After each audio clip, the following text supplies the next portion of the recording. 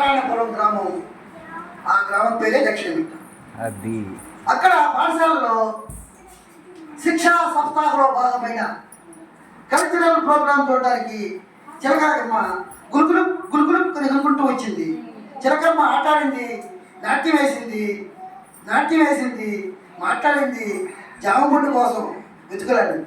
అంతలోకి చిలుకమ్మ ఎత్తుకుంటూ కుందేలకు వచ్చిందానికి కుందేలు కుందేలు చిలకమ్మ కాసేపు ముచ్చట్లాడుకున్నాయి. ఈ ముచ్చట్లు జరగముందే చింగ్ చింగ్ చింగ్ చింగ్ చింగ్ చింగ్ అంటూ టట్టల్ తాబేలం వచ్చింది. తాబేలం వచ్చి నేను కూడా మీతో కలిసి ఆడుకుంటాను, ఆడుకొనిస్తారా అన్న.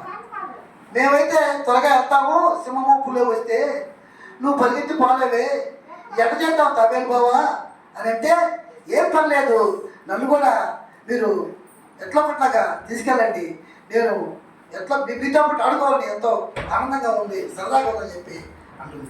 అంతలే కాడికి మొసలి వస్తుంది. ఆ మొసలు చూడంగానే వాళ్ళు కొంచెం భయపడతారు. భయపడి సింహమామ అని చెప్పి అరుస్తాయి.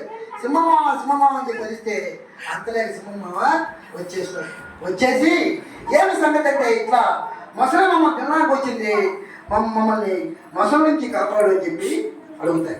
అప్పుడు మొసలి ఏముంటుందంటే, ఏం భయపడకండి, మీకు భయమే లేదు, సింహాన్ని నేను, ఈ అడవికి రాజుని, నారాయణ భుగానిగా మగోడిని, నా ముందు అందరూ దమ్మైపోవాల్సిందని, కాబట్టి మీరు భయపడదని చెప్పి వాళ్ళకి ధైర్యం చెప్పి, అదేవిధంగా మొసలిని కూడా, మొసలి బావా నువ్వు ఆడుకుంటే ఆడుకో, ఏం చేస్తావో చేసుకో, కానీ నా సామ్రాజ్యంలో, ఈ నా అడవి సామ్రాజ్యంలో ఏ ఒక్క చిన్న ప్రాణికైనా హాని తలపెట్టావో నిన్ను విసిరి బంగాళాఖాతంలో వేస్తానని చెప్పి చెప్పగానే మొసలి బావ భయపడి సింహమ్మకు సలాం చేసి వెళ్ళిపోతాది.